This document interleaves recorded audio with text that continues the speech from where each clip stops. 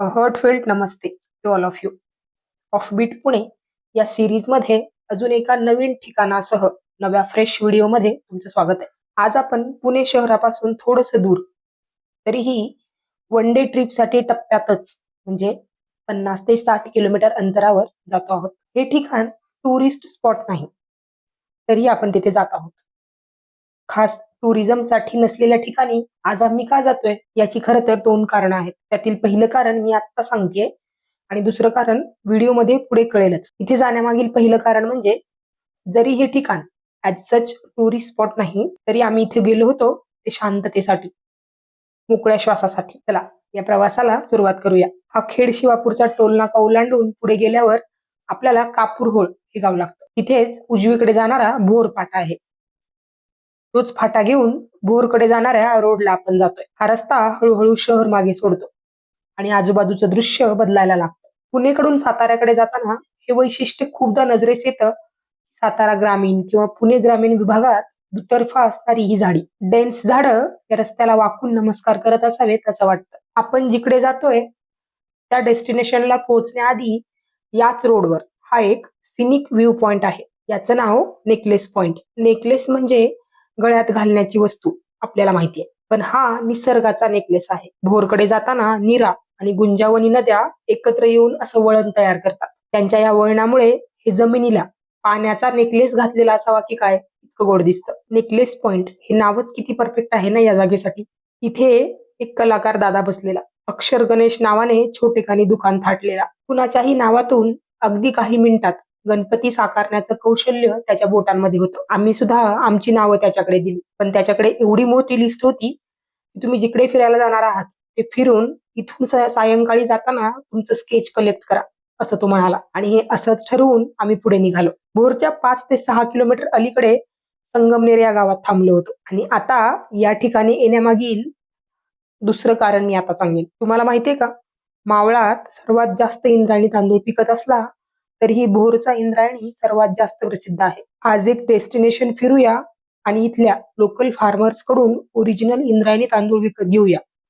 हे इथे येण्यामागील आजच्या ट्रिपचं दुसरं कारण होतं. इथे खूप लोकांना चौकशी केल्यानंतर इथले एक मोठे शेतकरी आबा बांधल यांच्याकडे जाण्यासाठी आम्हाला सुचवलं. आबा बांधल नावातच भारदस्तपणा आहे ना.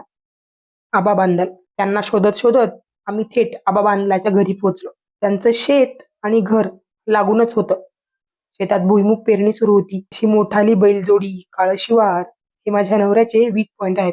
आठवड्यातील 5 दिवस निर्जीव लॅपटॉप समोर काम केलं की विकेंडचे 2 दिवस हे असं दृश्य पाहणं म्हणजे आयुष्य कारणी लागल्यासारखं वाटतं. प्रत्येक दिवसाने मी शेणाच्या गोवऱ्या पाहिल्या. दारात भली मोठी तुळस, गरम पाण्यासाठी बंब वापरणारी लोक अजूनही आहेत हे पाहून छान वाटलं. जेवणाचा आग्रह, चहा, त्यांचा आदरातिथ्य हे सगळं इतक्या प्रेमानं होतं की आम्ही दोघंही भारावून गेलो. शेवटी तांदूळ घेतला आणि कृतज्ञतेने त्यांचा निरोप घेऊन आम्ही निघालो. आणि आता पाहूया आम्ही नक्की कुठे जातोय. आम्ही जातोय भाटघर डॅम बॅकवॉटरला. या डॅमकडे जाणारे गेट आहेत, त्यामधून आपल्याला एंट्री. आम्हालाही डॅम किंवा धरणावरती जायचंच नव्हतं. आम्ही आलोच होतो मुळात बॅकवॉटरला, पाण्याशेजारी एक दिवस घालवण्यासाठी. धरणाच्या या भिंतीला फेरफटका मारून आम्ही एका ठिकाणी पोहोचलो. जागा शोधली, फ्रेश झालो. इथे बसूया असा विचार होता, पण काही दृश्य पाहिली आणि तिथे बसण्याचा विचार बदलला. तिथे बरेच लोक येत होते. प्रत्येक जण पार्टी मोड ऑन करूनच आलाय की काय असंच वाटत होतं. काही लोक इथे येऊन चूल मांडून, काही बाई बनवून खाऊन करून गेले होते. आणि हा पसारा असाच इथे टाकलेला. ते हा पसारा पाहून मला असं वाटलं की निसर्ग आपल्याला अशा जागांचा इथे येण्याचा प्रिव्हिलेज देतो, पण माणसाने त्याचा असा दुरुपयोग करायला नको. हे सगळं बघून इथे बसायला नको हे ठरवून आम्ही नवीन जागा शोधायला सुरू केली. नवीन जागा शोधत शोधत आम्ही एका वेअर हाऊस जवळ आलो. तिथे गेटवर एक काका होते. शांत, स्वच्छ आणि जास्त गर्दी नसलेली जागा. आम्ही त्यांना विचारली. ते काका फक्त सांगून थांबले नाहीत, तर ते स्वतः आमच्या सोबत आले. त्यांनी आम्हाला एके ठिकाणी पोहोचवलं. त्यावेळी मला असं वाटलं की कधी कधी योग्य जागा गुगल मॅपवर नसते, ती माणसांकडूनच सापडते. आणि शेवटी आम्हाला जसं हवं होतं तशा डेस्टिनेशनला आम्ही आलो. काही भव्य नाही, लक्झरियस नाही, फक्त काही वस्तू, मोकळी जागा आणि आजूबाजूला शांतता. कधी कधी एवढंच पुरेसं असतं नाही का. आणि आजसाठी आम्ही आजचा एकदिवसीय संसार इथे मांडायला सुरुवात केली. एव्हाना फिरून भूक लागलेली. इथे हॉटेल्स आहेत की नाही हे आम्हाला माहित नव्हतं. तो फूड आम्ही सोबतच कॅरी केलेलं. पिवळा बटाटा, चपाती, काकडी, शेंगदाण्याची चटणी, बीटाचा हलवा, गाजराचा करतो अगदी तसाच. बीट खायला आवडत नसेल तर एकदा नक्की ट्राय करा. आमची जेवणं आटोपल्यावर आम्ही आमची भांडी विसळून ठेवली. My husband has a deep interest in bird watching and now being around him I have slowly started learning too. मला सुद्धा हळूहळू पक्षी निरीक्षणात इंटरेस्ट येतोय. आज आम्ही काही सहसा न दिसणारे पक्षी पाहिले. थोडा आराम करून आम्ही दोघंही फ्रेश झालो. दररोजचं मेडिटेशन किंवा ध्यान 4 भिंतीत असतं. But today right in front of the water. Music नाही किंवा गाइडेड व्हॉइस नाही.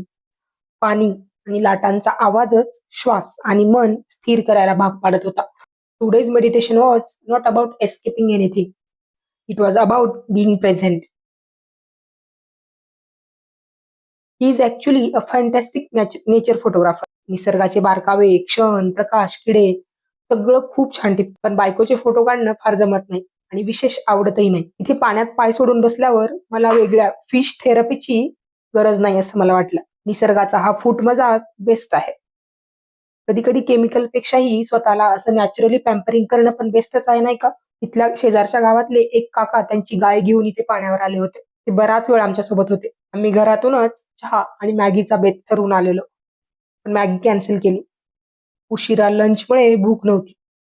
चहा मात्र केला. हवा असल्यामुळे चूल पेटत नव्हती लवकर. पण पाण्याशेजारी असं चूल पेटवून काहीतरी बनवून खाणं किंवा चहा पिणं हे मी पहिल्यांदा एक्सपिरियन्स करणार होते. महत्प्रयासाने आम्ही चूल पेटवली, चहा केला.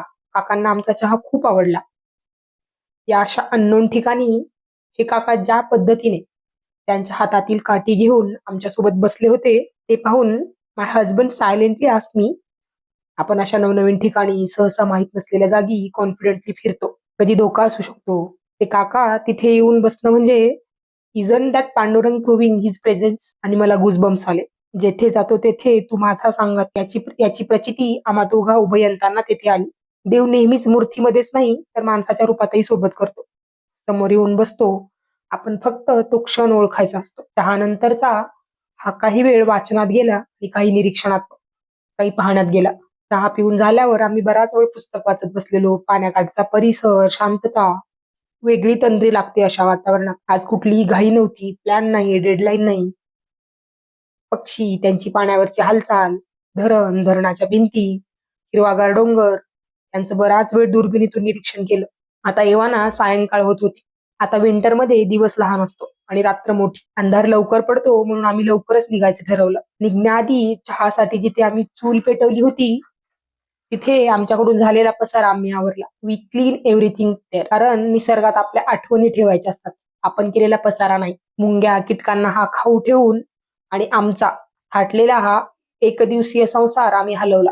आमचे चंबू गबाळे आवरून आम्ही निघालो. परत येताना नेकलेस पॉइंटला थांबलो होतो. सकाळचं आमच्या नावाचं गणपतीचं स्केच कलेक्ट केलं. नेकलेस पॉइंटला आम्ही अजून थोडा वेळ थांबलो. तिथे बसून भेळ एन्जॉय केली.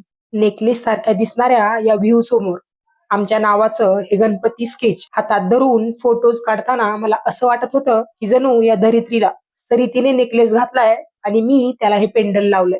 हा असा एक दिवस सत्कारणी लावून आणि मनात समाधान घेऊन श्वानाला हा खाऊ देऊन मी परत निघालो.